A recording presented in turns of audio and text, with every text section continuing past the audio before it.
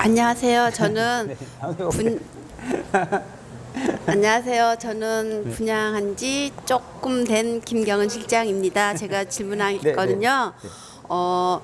현장이 열리면 처음에 사전 의향서를 저희는 한 2달 가까이 받았거든요. 네, 네. 근데 그분들이 계약으로 이루어진 확률은 정말 작았어요. 네, 맞아요. 그래서 실망이 많이 되기도 하고 그랬는데 그분들을 계약으로 많이 끌어내기 위해서는 어떻게 해야 될지 그게 큰 숙제거든요. 네. 그럴 때는 어떻게 관리해야 될지 그것 좀 알려주세요. 자, 옛말에 이런 말이 있어요. 누구랑 결혼할 것인가? 정말 사랑하고 좋아하는 여자랑 결혼하는 게 아니고요. 결혼할 때 만난 사람과 결혼하게 됩니다. 이건 뭐냐면 때가 중요하다는 얘기예요. 자, 그때는 언제 오느냐? 사실 손님들이 개개인이니까 그때를 잘 모르죠. 하지만 확률을 높이기 위해서는 그 사람으로 하여금 자, 사전 양서를 먼저 받아요. 근데 계약 우리가 공표할 때가 시간이 좀 남았어요. 그 사이에 돌아갈 확률, 마음이 변심하는 확률이 굉장히 높습니다. 이 큰 부동산인데 왜 이렇게 변심하냐고요? 네, 더 변심합니다. 더 큰 것도 마찬가지예요. 상가 수십억짜리도 그렇습니다. 마음이 하루에도 여러 번 왔다 갔다 하거든요. 사람 마음이. 이걸 두고 여기를 갈지 저거 갈지 내가 알아보기 시작하면요. 이 사람이 궁금하니까 저거 보더라고 수도 가보고 여기도 가보고 저기도 가본다. 그러다 보면 나한테 와야 되는데 이 물건이 텀이 길다 보니까 다른 데한테 이미 걸렸어. 벌써 거기서 계약하고 나온 다음이죠. 그래서 관리를 잘해야 되는 거예요. 예. 우리 여자분들도 시장님들도 관리, 피부 관리도 있고 남편 관리도 있고 애들 관리도 다 있잖아요. 관리를 잘해 주셔야지 말썽이 안 일어나요. 손님들이 처음에 의향서 받았다고 이 손님이 내 손님이 아닌 거예요. 계약 쓰기 전까지는 내 손님 아니에요. 자, 그래서 자, 그럼 어떤 관리를 해야 되느냐? 꾸준히 연락을 해보셔야 돼요, 사장님. 자, 그래서 한 번에 모든 걸 다 풀어오시면 안 돼요. 히든카드가 있어야 되는데, 예. 히든카드가 뭔가요, 여기서? 여기서 화성시청 서희 히든카드는 뭔가요? 본인만 생각하는 히든카드가 있을 거 아니에요. 그 히든카드를 다 개봉하지 말라. 자, 예를 들어서 중도금 무이자 설명 안 했다고 했죠? 사장님, 저희가 이번에 중도금 무이자까지 결정했습니다. 네, 다른 데서는 이렇게 쉽게 결정할 수 없는 결정입니다. 물론 딴 데 다 할 수도 있어요. 하지만 우리는 우리끼리 특별히 좀 포장해서 말씀드리는데요.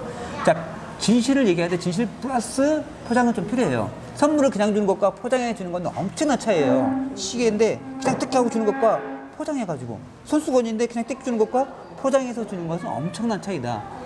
분양은 그만큼 길어진다고 하면 그만큼 인내심을 갖고서 손님한테 항상 문자라든지 정보라든지 새로운 정보에 대해서 항상 업데이트 해가지고 보내는 게 필요해요. 그 다음에 또는 자, 본인이 얼마만큼 노력하고 있다는 거를 손님한테 알려줄 필요가 있어요. 그래서 저 같은 경우는 제가 이제 팀장 생활을 오래 했기 때문에 브리핑 파일이라든지 이런 것들을 제가 완벽하기 위해서 상당히 많은 양의 정보를 준비하는데 그런 것들을 자, 요즘에는 SNS도 있고 이런 것도 있잖아요. 저는 저 같으면 요즘 같이 제가 일하면 항상 유튜브나 이런 걸 찍어가지고 그 사람한테 보내드릴 것 같아요. 사장님 이렇게 준비돼가지고 이렇게 하고 있고요. 물론 그 사람한테만 보내주는 게 아니죠. 여러 사람한테 보내주는 공통의 정보죠. 그러면 내가 그 사람한테만 위한 정보가 아니기 때문에 힘도 덜 쓸 수가 있어요. 사장님 이게 뭐 예를 들어서 건축 심의 같은 거 해가지고 어떻게 올라갔다. 뭐 어떤 법적인 절차라든지 아니면 모델하우스가 지금 완성되고 있는데 이 정도까지 완성됐다. 좀 있으면 오픈한다. 이런 내용들을 이렇게 보내주시면 돼요. 그래서 최대한 이탈을 자제시킬 만큼 다른 사람이 어디 가는 걸 막을 수는 없어요. 자율주택가에서 저 사람이 다른 모델에서 보겠다는데 어떻게 합니까? 경쟁 상품하고 우리 상품을 계속 비교해 가면서 계속해서 업데이트가는 정보를 손님한테 해야지 최대한 이탈을 저희가 볼 때는 나을 수 있다고 생각합니다. 네, 안녕하세요. 저는 분양이라고 있는 정주현이라고 합니다.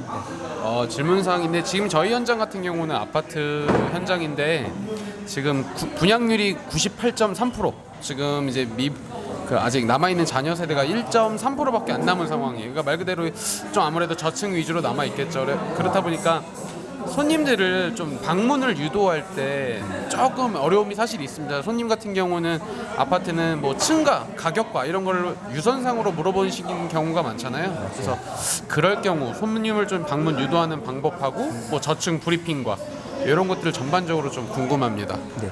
자, 지금 보시다시피 100% 중에서 98%가 끝났다는 거는 자, 다른 말로 제가 거꾸로 드리고 생각할게요. 자, 하나도 팔리지 않고 1.3%만 팔린 물건이 잘 팔릴까요? 아니면 98.4%가 끝난 물건이 더 잘 팔릴까요? 제가 볼 때는 후자라고 생각합니다. 98% 끝났다는 거는 이미 검증이 끝났다는 거예요. 자, 그리고 나서 또 중요한 게 있어요. 저층 위주, 1, 2층 남았겠죠? 네. 자, 1층이 남아있나요, 혹시?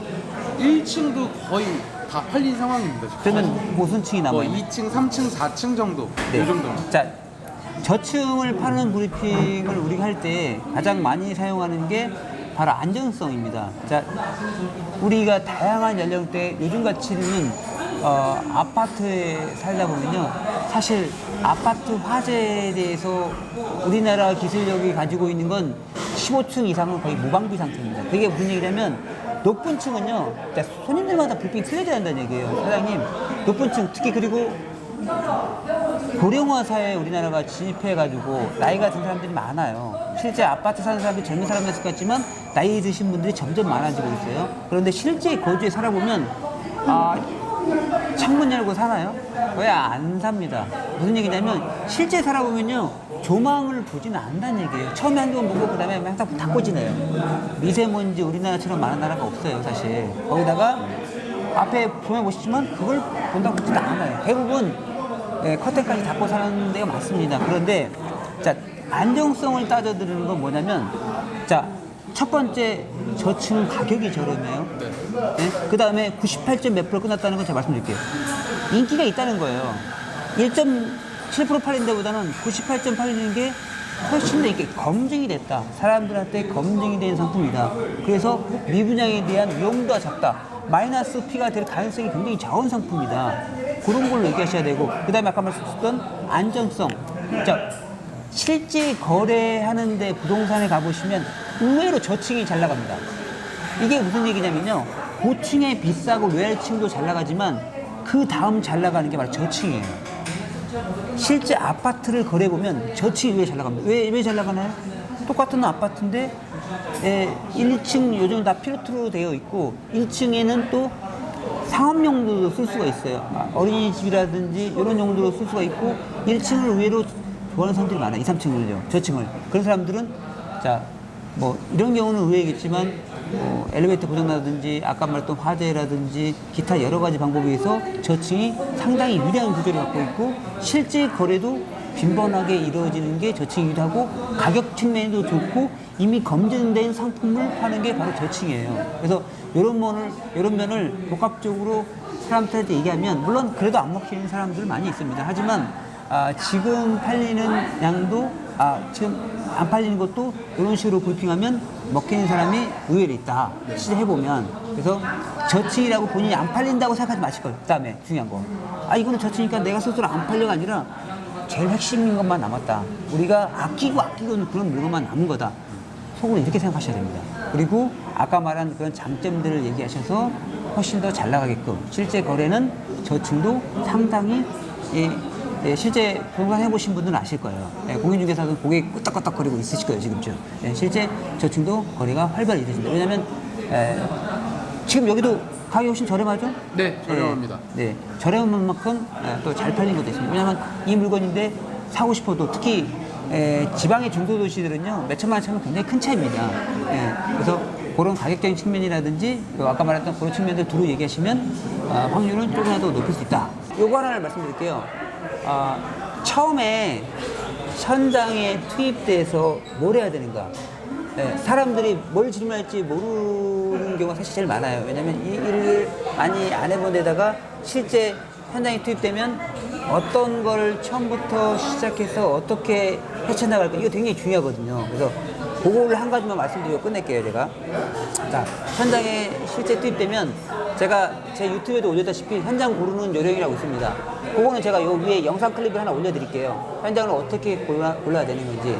자, 현장을 본인이 그렇게 해서 잘 골랐으면 현장 들어가서 하는 요령들이 몇 가지가 있어요. 첫 번째는 자기가 처음에 알아봤던 그 부동산에 다시 가봐야 됩니다.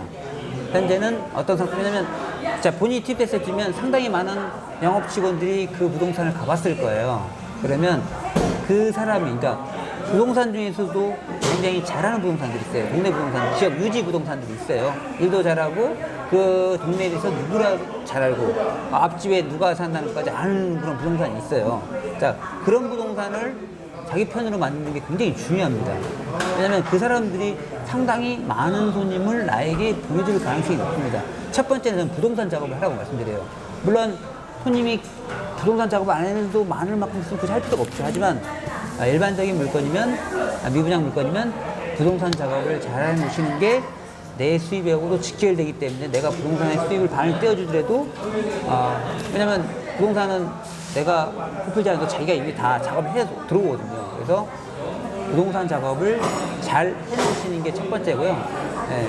그 다음 두 번째 뭐냐면, 자, 타켓 영업 아까 말씀드렸는데, 타켓을 잡아야 돼요. 자, 지금의 대략적인 타켓은 일단 인터넷 영업을 잘하는 거예요. 인터넷을 활용하는 건데, 회사에서 지원해 주는 것들은 현수막이라든지 뭐 전화 영업비 같은 거는 뭐 그다음에 TM자리라든지 이런 게 있을 수 있겠죠. 그런 영업은 누구나 다 가질 수 있는 영업이지만 본인이 인터넷을 통한 영업은 본인만이 할 수가 있어요. 물론 그저 다른 직원들도 할 수 있지만 그거는 정해지지 않은 수준이잖아요. 그래서 그런 부분들은 자기가 들어가서 본인이 할 수 있는 영업이 여러 가지가 있는데 파워링크도 있고 블로그도 있고 유튜브도 있고 요즘에는 인스타그램도 있고 뭐 다양한데 인스타그램이나 페이스북 같은 거는 아직까지는 부동산은 잘 안 먹혀요. 그래서 그건 제껴두고 자 개인 블로그나 이런 것들을 하나씩 만들 필요가 있어요. 왜 만들 필요가 있냐면 본인이 쓰고 싶은 거 글로 한번 써보는 거예요. 왜냐면 자기가 브리핑할 거 써봐야 돼요. 이게 뭐라고 연결되냐면 나중에 Q&A랑 연결돼요. 그 현장 가서 질문지를 준비하라고 했잖아요. 예, 인터넷 영업하기 전에 이제 세 번째가 바로 바로 Q&A를 만드는 거예요. Q&A. 손님들이 뭘 물어볼지. 예를 들어서 여기 아파트 같은 경우에는 뭐 당연히 알 수 있는 건 개요 같은 거는 머릿속에 달달 외워갖고 다니셔야 되고요. 그 다음에 주변에 물어보는 건 뻔해요. 학교가 어디 있느냐, 내가 여기 들어오면 애들 학교는 어디로 가느냐, 중학교는 어디로 가느냐, 이런 것들은요. 사실 내가 굳이 말하지 않아도 무조건 알아야 되는 것들이에요. 네. 그 외의 것들도 많이 알아야 된다. 자, 여기로 가장 많이 오는 수요자층이 어디일 것 같냐? 이걸 내가 파악하고 있어야 돼요.